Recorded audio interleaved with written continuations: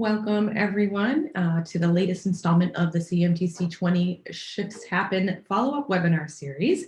And my name is Kimber Kerinskis. I'm the event marketing coordinator here at NHSAA. And today it is my pleasure to introduce you to Shawntel Remy. She is the regional sales manager for Silver partner Ebsco Information Services. She's been with Ebsco for over 13 years and worked with New Hampshire schools specifically for 9 of them. She's really excited to provide insight on how Ebsco resources can continue to provide students with relevant research content in an environment where tools need to be consistent within the schools and remotely. So without further ado, I'm going to pass it on over to Shawntel. Thank you. Hi, everyone. Thanks for your time today. I wanted to begin with going over some of the interfaces that Ebsco has to offer. You all are familiar with them as your databases from the New Hampshire State Library have been provided on these interfaces for several years now. I have learned from speaking with many of you that you weren't aware of the different options that you had. So I want to take you through, again, the stepping stones to the Ebsco host interface that all the students are going to see in the colleges and universities. The first interface I'm going to show, and bear with me while I share my screen.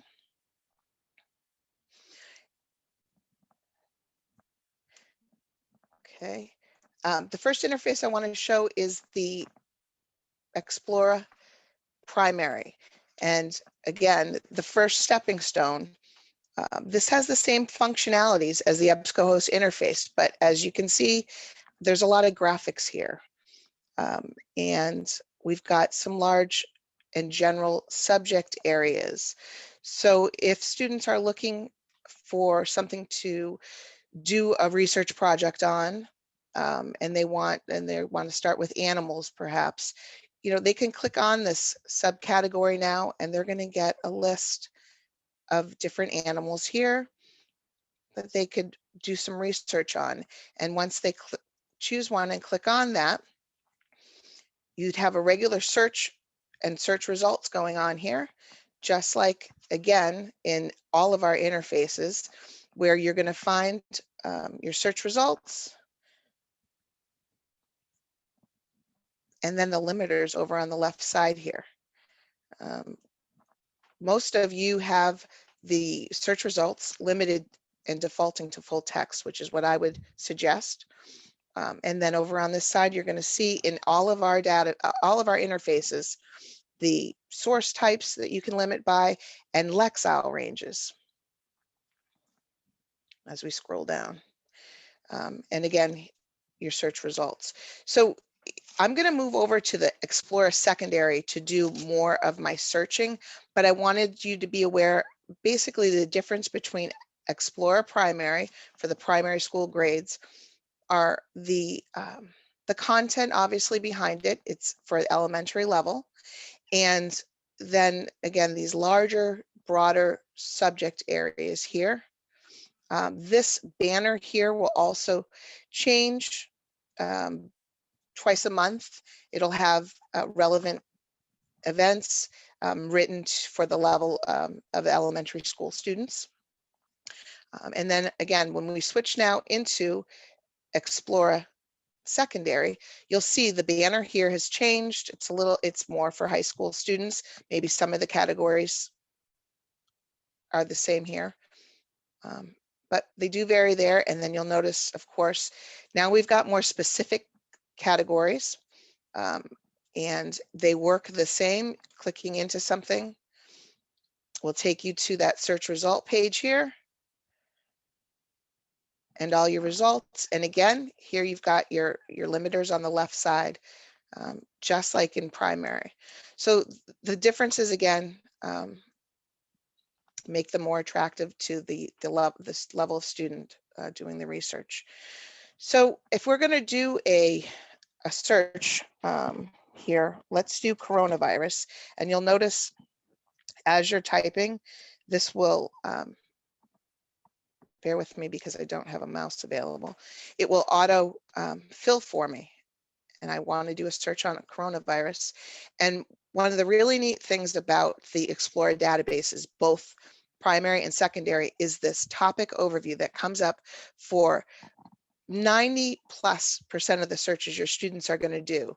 This is a topic overview on the subject you searched. It is coming from Salem Press Encyclopedia. It's written for these Explora databases. And when you go into it, you're going to see it's a Wikipedia-like entry on whatever you searched, in this case, the coronavirus, and you are able to translate it into several languages. You can do a text to speech here, and you have the ability to change the accent, to slow or speed up the speed just by highlighting the text. And then again, you're going to have your descriptions down here with several hyperlinks. And then you'll see on the right side here, you've got the ability to use Google Classroom, Google Drive. You can add it to a folder, print, email it, save it. You can cite. And if you go into here, you'll see we have the different formats available here. You can also export if you're using Noodle Tools or EasyBib. And you can also create notes and send a permalink. So lots of great resources over on the right side here. Again, available in both of the Explora interfaces. And they're here for all of the search results, but I wanted to point them out specific to this topic overview. So that's what's going to come up again first for most of the searches that your students will do. Beneath that, then you'll get the relevant data specific to the search that they did. And here you're going to see we've got, you can open an HTML, PDF, and if you are a subscriber of the Flipster digital magazines, you'll also be able to open that on your Flipster digital magazine, which is really neat. So if we want to just open up this PDF now, you'll see here in the PDF viewer, they're able to go in and take a look.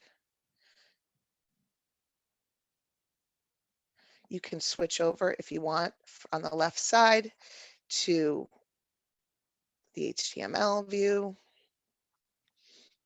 So that's easily available here and also right into the detailed record. So if we go back now to our search result page, and if you do have Ebsco ebooks, those are also going to appear on the result page. So your ebooks, your Flipster magazines, we'll go back to result list. And the other thing that we have available, and it's on Ebsco Host and Explora, are video results for the search. So if there's any videos that are available, they're AP videos here, Associated Press, they're going to show here. And you can jump into those videos and take a look also. So that's additional to on the interfaces. And if you wanted to look at all results, the list out for you. And now you can do a date range. And you can separate between, where these are coming from. These are the Associated Press videos are part of the interfaces, but your databases that you get also have video collections in them. And these in particular come from the business source database. So we'll go back out of that. And the other thing I just want to point out here is you'll see this folder option here. This is an opportunity to sign in, create a folder, and save any articles that are important to you. And you can do that either using Google Sign-In, or you can create an Ebsco host sign-in. So you would go into that first time, create your folder. And again, if you want to sign up with your Google information, you can do that. If you do not want to do that, you can go through here and sign up your own EBSCOhost folder using an EBSCOhost username and password. And once you sign in the first time, you'll be brought into your folder every time you open up your Explora or your EBSCOhost interface. And again, it's just a great way to save articles and things that are of interest to you. You can actually save to the folder while you're in the search if you wanted to create a list and things, but it will not be saved when you log out. So that's just a really quick overview of your Explora interface here. And so again, going back to the stepping stone reference, you've got the Explora Primary, we've got the Explora Secondary here, and then, forgive me, we are in EBSCOhost now. So EBSCOhost can be searched from the beginning landing page in two different ways. This is what usually is the default. So you'll click on your EBSCOhost link and go to a list of all the databases that are available to be searched. And oftentimes, because I say, students aren't going to know what Mass Complete is or what Master File Complete is. So oftentimes they'll select all and then we'll continue. I'm sorry about that. Let me go back. Sorry, technical difficulties. I think that timed out.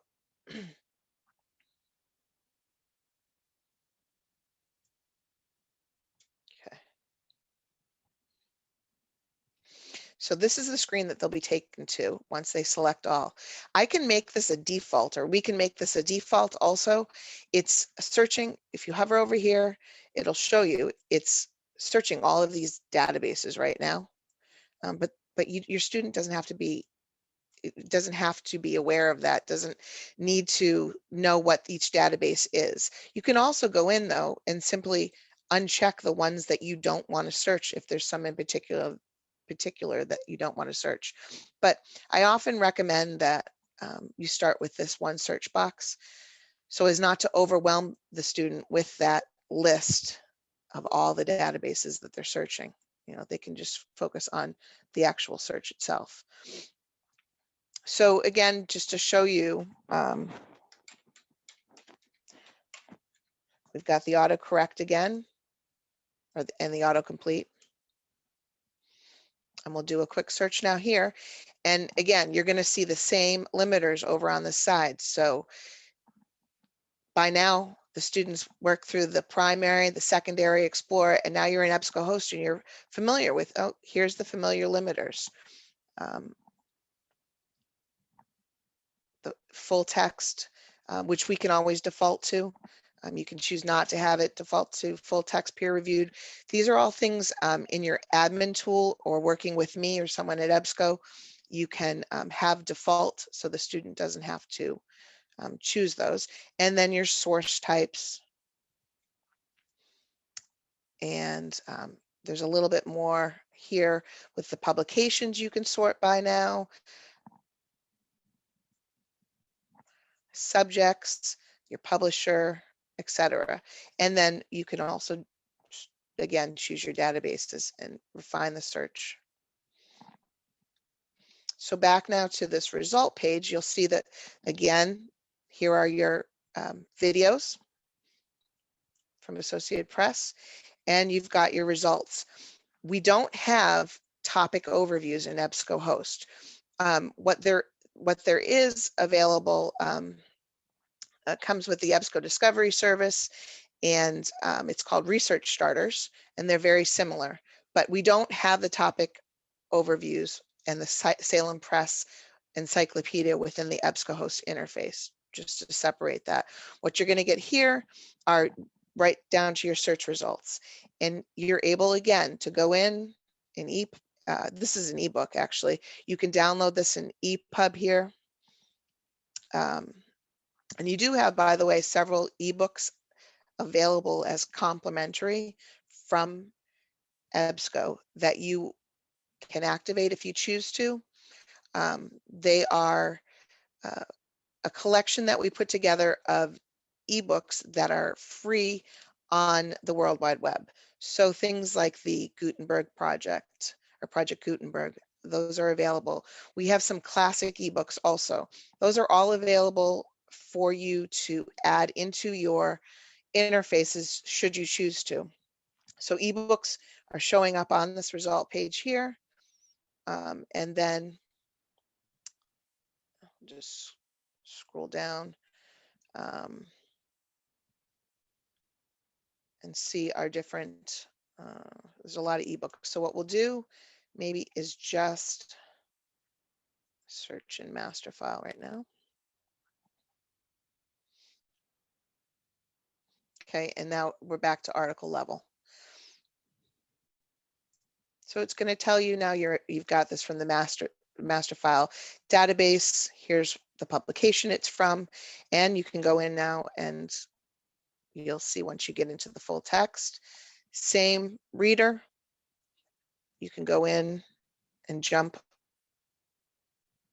around the table of contents, and on the right side here you'll see the same the ability for Google Classroom, Google Drive to cite, export, etc.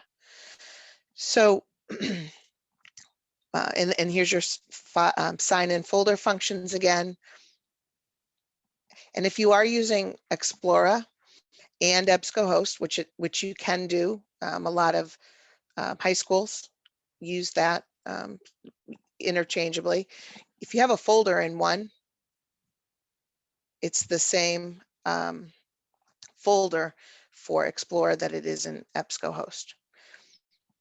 So that's, again, quick overview of the EBSCOhost. I am always available, by the way, to walk through this on a more a deeper level, to go over the searching, any of the functionality, etc. A couple of things I want to point out within the Explora. If you are in this database and you go into that for educators, there's actually an interface available for you as educators. The Professional Development Collection and ERIC are some databases that you can search within when you're in this for educators. I can also provide a direct link to this if you would like. One of the neat things in here are the scavenger hunts that we have. So these scavenger hunts are available here for primary and secondary level Explora. This is just a really neat way for the students to go on a scavenger hunt and actually learn the functionalities within the interface. You can print these out. They're available in PDF and in Word. But I really like that. And we also do have on our EBSCO Connect page a escape room, which is really neat too. And I always forward those links to anyone that I go through these these walkthroughs with. I give you the scavenger hunts and the escape rooms. There's tutorials also, all great tools. So that brings me to our tools. And I'm going to go into EBSCO support. I would recommend that everyone go to the EBSCO Connect site and create a account within here, because there's some really great tools within EBSCO Connect. We have, just going to sign in really quick. Once you're signed in, we've got this EBSCO Academy that we just launched, and there's some great resources in here. There's courses to take and pathways to learn about our databases, the interfaces, our Ebsco Admin tool that is also available to you. Everyone should have Ebsco Admin credentials so that you're able to go in and pull your own usage reports. You can also set those limiters to full text, peer reviewed. You can select which databases do appear in each of the interfaces. So there's quite a bit within admin too that you should be aware of and should be using. But again, this is just a great resource for you. If you wanted to just do a search